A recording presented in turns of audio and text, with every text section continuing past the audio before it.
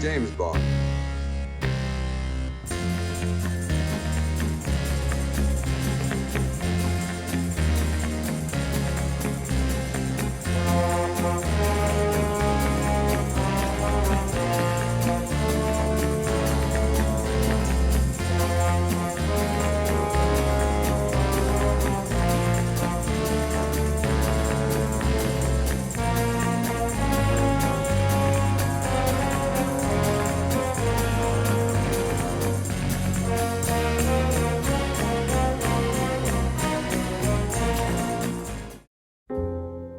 In the 1960s, the producers of the television show Doctor Who were faced with an enormous problem.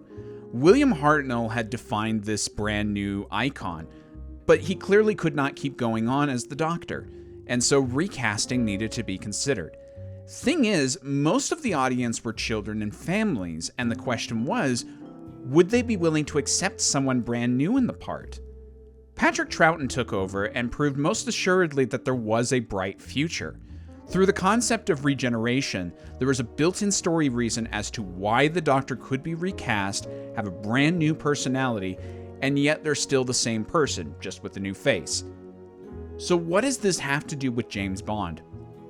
I always thought there was a weird kinship between these two properties. Both are long-standing British icons who began in the 1960s, both largely tried to do standalone stories until the 2000s, both have been reinvented several times in order to stay relevant. Both have fandoms who debate on who the best incarnation is, with a lot insisting on one or two particular actors. Both had dramatic revivals in the mid-2000s, and both celebrated their 50th anniversary in style. That said, I'd say that Cubby Broccoli and Harry Saltzman had the bigger challenge on their hands. How do you possibly follow on from Sean Connery, the man who defined the role of 007? Over 400 people were considered, including John Richardson, Terence Stamp, Michael Gambon, and a 25-year-old Timothy Dalton. Ultimately, the part went to George Lazenby, a completely new face to cinema. Various accounts have been offered on how exactly Lazenby was introduced to the producers, from a chocolate bar commercial, to a barbershop encounter, to Lazenby forcing his way past Saltzman's receptionist into the office. Whatever the story, Lazenby was now set to work on perhaps the toughest and most emotionally demanding film of the series. And if it didn't work, there was a very good chance that Bond would have ended right then and there. On Her Majesty's Secret Service was the perpetually postponed film that everyone in the Bond family was interested in tackling at some point. It was originally considered as a possible follow-up to both Goldfinger and Thunderball, but for various reasons, it was delayed until after You Only Live Twice. Thing is, it was almost postponed again. Harry Saltzman proposed the idea of adapting The Man with the Golden Gun next, with Roger Moore lined up to play the part. It seemed like a good move. Roger's name had been tossed around before as a possible choice for Bond, and The Man with the Golden Gun had the distinction of being Fleming's final novel. Unfortunately, political instability in Cambodia, the area they were considering filming in, forced them to scrap their plans. Roger signed on to another TV show, and so Majesty's was finally given its shot. The original book, which was written while Dr. No was being made, is quite highly regarded amongst fans, and in the past, both Connery and Guy Hamilton had at one time expressed interest in adapting the story. However, both of them had moved on to other projects by this point, and so finally longtime editor Peter Hunt was granted directing duties, and George Lazenby was the one wearing the shoulder holster this time out. 2 years after the events of the previous film, James Bond seems to be getting nowhere in his search for Blofeld. Upon a drive in the country, Bond encounters a young woman who is trying to commit suicide. He saves her, and she runs off before he can hear her side of the story. He meets up with her again at a nearby casino and discovers the woman is called Tracy. After spending the night with her, Bond is taken to her father, Marc-Ange Draco, a crime lord who pleads with Bond to continue pursuing her. Bond asks for something in return, a lead on Blofeld. Turns out Blofeld has been researching his family history and is claiming the title of Count de Beauchamp. Bond then works with the College of Arms and poses as a representative in order to meet up with Blofeld. He is taken to an institute high in the Swiss Alps, known for its research and development of allergy vaccines. Now it's up to Bond to put all these disparate pieces together and try to figure out Blofeld's new scheme, which may have terrifying consequences for the whole human population. This is a far more complex story than a lot of the past films, with several moving parts and characters that seem to be wholly unrelated to each other. In fact, the film runs in at 2 hours and 20 minutes, and leaves Tracy's story to the side for a large chunk of that running time. Yet it all comes together very nicely, and while I do have some issues with the pacing of the film, Majesty's is one of the best plots in the series. It helps that we're going back to a more faithful adaptation after You Only Live Twice basically abandoned most of its source material, but it's also just because this is an interesting tale. Bond feels far more human than he ever has before, and it's great to allow him to be challenged and affected throughout the film. Now, I certainly don't mind the charming action man image of Connery who takes most things in stride, but my preference has always been for a flawed hero who can bleed and be hurt. This movie is all about looking towards the future. Sometimes that future can be bright, other times it can be bleak, but you must find a way to move forward. Bond is finally considering a life outside of MI6, all because he has finally found a woman he can share his life with.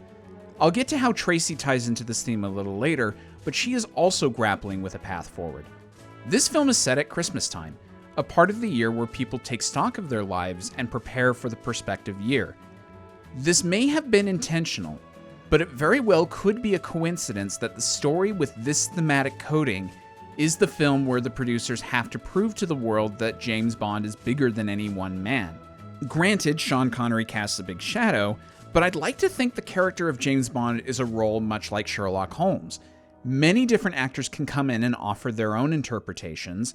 They are definitely looking towards what has been done before, but each actor can come in and build upon the past and add new layers to the character. Majesty's is quite the success in many ways, but it somewhat falls short of this key goal: finding a suitable replacement for Connery. George Lazenby is the major pitfall of this film. Now, there are things I like about him. He's certainly got the look of the character down. He's invested in making this story work, and when he's with the right co-star, he shines. I'll get more into some of the supporting cast in a minute, but Lazenby does have some talent that can be nurtured into something special. However, for every great moment with him, there will be two other weaker or substandard ones that pop up. Most of his quips fall flat, despite them working on the page, and his acting range is fairly limited. Lazenby's Bond feels like a more jovial character, and he can't quite sell me on the professionalism or cat-like cool I think the character needs to have. In short, it's a bit like watching an impersonator in the role a lot of the time, albeit one with potential. While Connery might have delivered a better performance, I'm convinced he would have felt out of place here, as this film is quite different in style to the previous 5. Thus, I do think this film requires someone new in the part, but going with Lazenby was insane.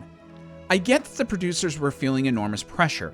The studio wanted a new film soon, and to somehow practically get Connery back without actually getting him back. Plus, this was perhaps one of the most important times where the series desperately needed a hit. While almost everyone else steps up to the plate and hits a home run, Lazenby had expectations put upon him that just weren't realistic for him to meet, and thus he was kind of set up to fail, so I don't think this was entirely his fault. I've certainly seen worse performances, but it strikes me a bit like watching Russell Crowe in Les Miserables or Pierce Brosnan in Mamma Mia.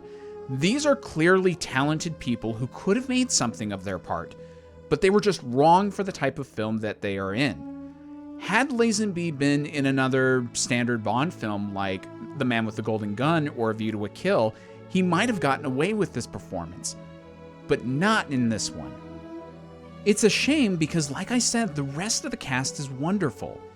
Dame Diana Rigg plays one of the best women in the series. Tracy isn't so memorable just because she marries Bond at the end.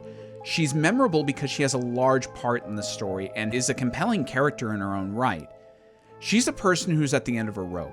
She's had a difficult life and seems to find no joy in even the little things because she's burnt herself out.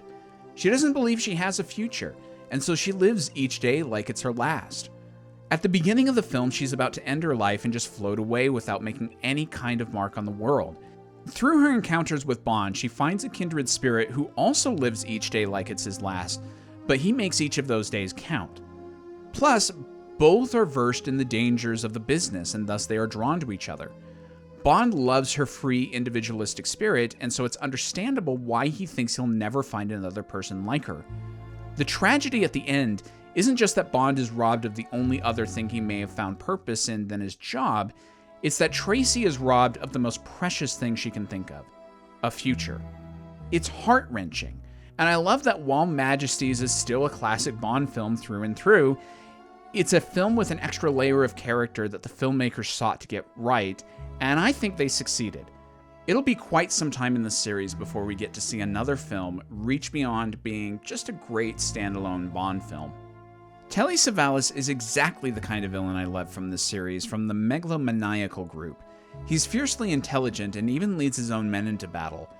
As a kid, I used to be put off by a more physical Blofeld, who hops on skis and can throw a punch. As I grow older, he's exactly the kind of person I imagine would lead Spectre. He mostly delegates his tasks to his subordinates, but he's never afraid to do his own dirty work. I can understand if people can't get past his American accent, but it never bothered me. While I loved Blofeld in previous films, I never felt as though he was present enough in those stories.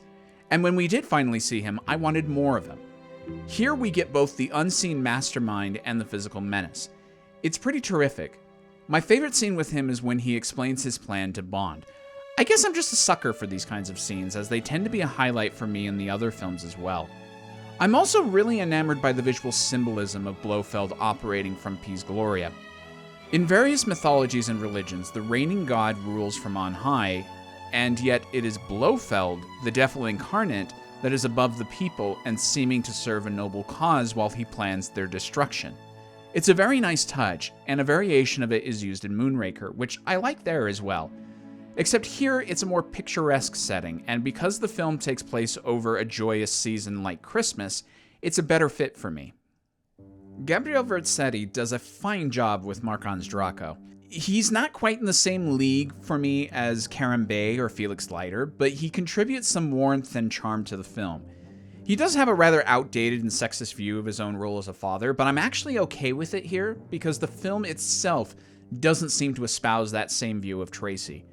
I also love that he's part of the assault on Piz Gloria at the end, and we get to see him as a mirror to Blofeld. I have no problem believing these two are rivals in crime despite never seeing them on screen together. I also love Ilse Steppen as Irma Bunt. She's got such a striking face that can be both cold and warm. She reminds me of some of the teachers I had in school, and that may be why I'm equally amused and terrified by her. Like her master, she has no problem getting involved in the dirty work. She leads the search for Bond down in the village, and she's the one who actually gets to kill Tracy at the end. I know she won't make an impression on everybody, but she does with me. The MI6 regulars of M and Moneypenny are also wonderful here. In the Connery era, they were important and memorable side players. Here, I think both Bernard Lee and Lois Maxwell give their best performances as their respective characters. It's amazing that while Lazenby is a far lesser actor than Connery, these are some of the few scenes where I'm not longing for a different guy in the part.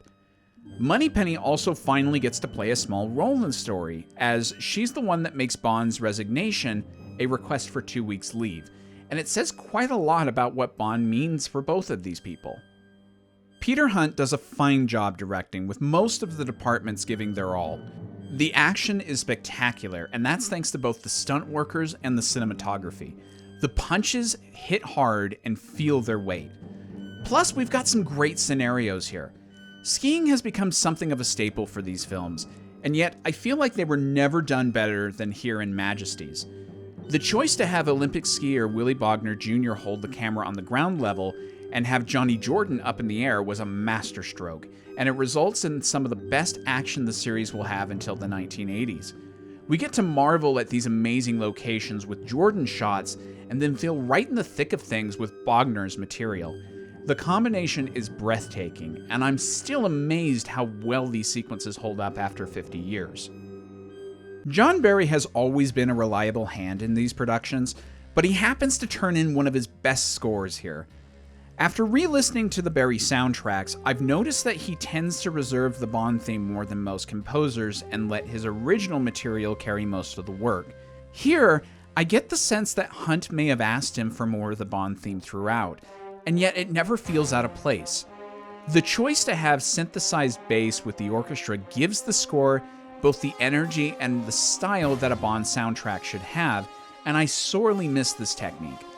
Thankfully, Barry chose to bring back the idea for The Living Daylights, and it's a large part of the reason why that score is my favorite of the series.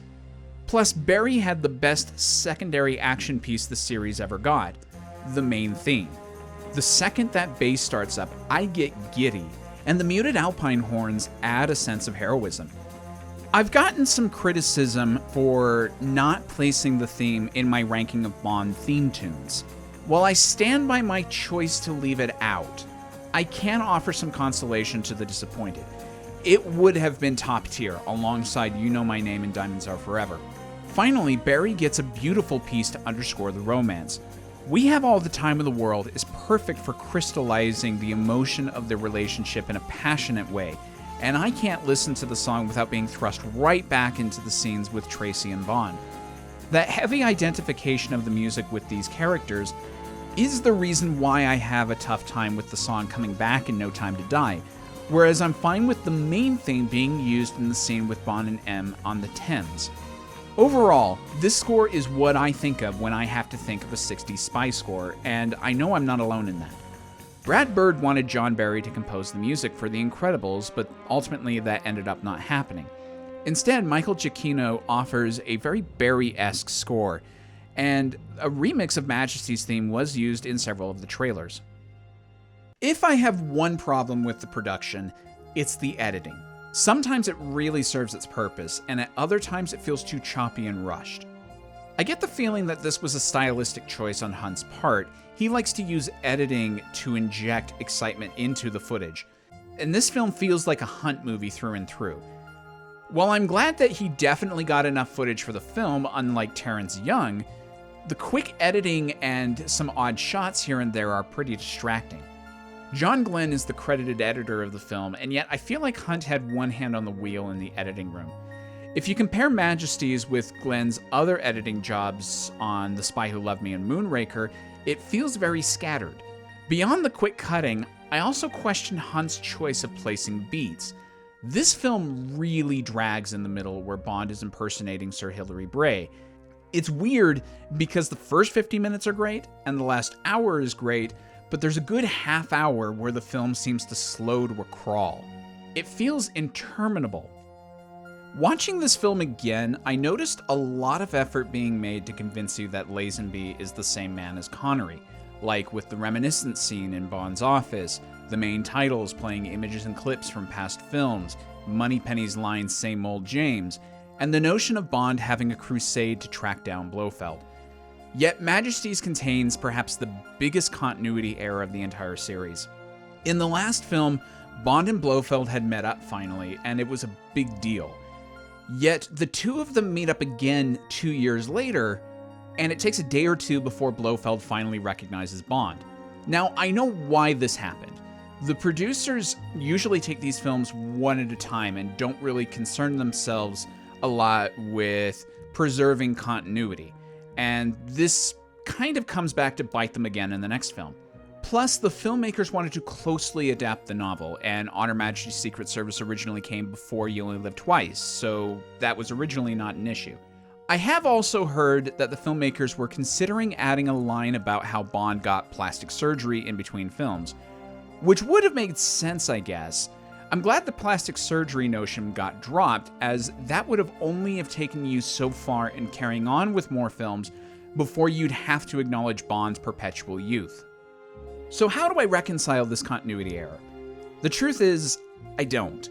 It was an error on the filmmaker's part and should be treated as such.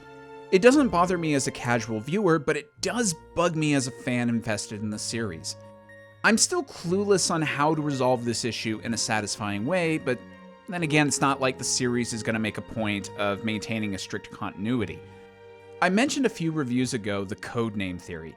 This potentially would solve the issue, but the theory overall creates larger problems for the series that are harder for me to ignore than this one. As long as I'm not thinking about the continuity error or am watching the series in order, I can get past it. The film still works remarkably well, and so I'm willing to overlook the goof for the sake of entertainment, which is probably the filmmaker's goal anyways. A bigger nitpick that I have is with the ending. Not the way that it happens. It's great, and like I said, wonderfully heartbreaking, but the music choice. I know the producers didn't want the audience to leave in such a downer mood, but it kills the emotions for me every time to have a blaring version of the Bond theme over the last shot with the bullet hole in the glass. It's contrary to the artistic intent of that ending. And alongside the experience of love being placed over the GoldenEye end credits, it's one of my least favorite notes to leave a film off with. The last thing I want to cover is the dubbing of Lazenby. George Baker does a fine job with the vocal performance, but I cannot figure out why the producers felt like Bond needed to impersonate Sir Hilary Bray's voice. I know that Lazenby tried to copy Baker's way of speaking a bit, so the dubbing may have been the production's way of offering something better than Lazenby's mimicry. Yet I can't figure out the story reason why Bond needed to fake the voice at all. It doesn't sound like Blofeld would have heard Bray's voice anyways, since it was Gumbald that was dealing with the College of Arms. Plus, Bray's description that was sent to Blofeld was adjusted to resemble Bond anyways.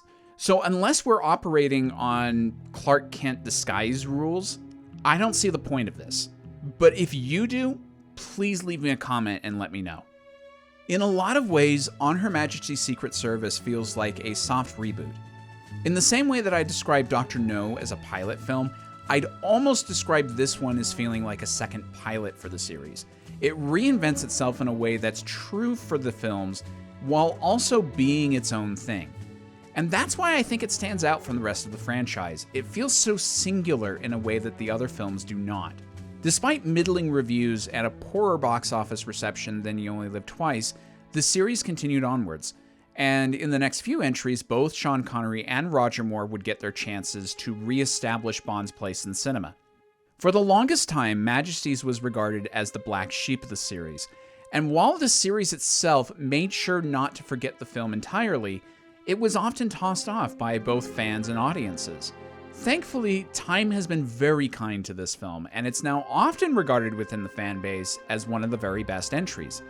Even today, this film has quite the legacy. Christopher Nolan has said in the past that this is his favorite film of the series, and you can definitely feel this film's influence in several elements in Inception. For Daniel Craig's final Bond film, No Time to Die, the story, characters, and even music evokes Majesty's with reverence. So how do I feel about it? Well, I can understand why some people may disregard this film. I must admit, I did the first time out as well. Over repeated viewings, it's become a favorite of mine. Oh, it's got things to criticize, but on the whole, On Her Majesty's Secret Service features the series at its very best and is a wonderful addition to the roster. The story is great, the cast for the most part is great, the action is great, the music is great, the dialogue is great, heck, even the great is great. I can certainly understand some of the gripes fans tend to lodge at this one, but I hope that those that take issue with it can look past the problems and see Majesty's as a shining jewel of the series that I think it is. It's one for the ages and is a grand way to close out the golden age of Bond films.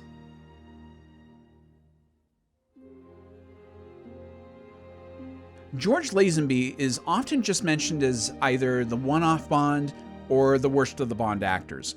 Many times when a new performer comes into an iconic role and underperforms, they'll be called the George Lazenby of the series, much like George Clooney with Batman or Alan Arkin with Inspector Clouseau. Yet Lazenby actually did a lot for the series, both good and bad. His different take allowed for the following films to have a different kind of Bond than whatever Connery felt like delivering at the moment. Bond could be hurt, he can be emotionally disturbed, he can be obsessed beyond all rationality, and most importantly, he could be a human being with flaws and a character arc. Both Timothy Dalton and Daniel Craig would build their interpretations off of this foundation, and I would argue did it better. But I don't think the filmmakers would have been as willing to go with their takes if Lazenby's film had completely bombed with the box office, critics, and fans. At the time, it certainly looked like it had, but time has been kind to Honor Majesty's Secret Service, and the filmmakers are well aware of the higher stature the film now enjoys. As for the negative, the experience working with Lazenby was quite poor. Despite public reassurances from the filmmakers and the fact that Lazenby was offered a 7-film contract, various other sources continue to tell tales of Lazenby's arrogance and unprofessionalism. In short, the filmmakers learned their lesson. You cannot just put some handsome man in a tux and have him saying the lines. He needs to be committed to the part. He needs to be willing to be a true collaborator and a professional. And he needs to be able to handle the stress of being Bond in the mind of the public. I think the filmmakers have done a remarkable job in casting Bond since then.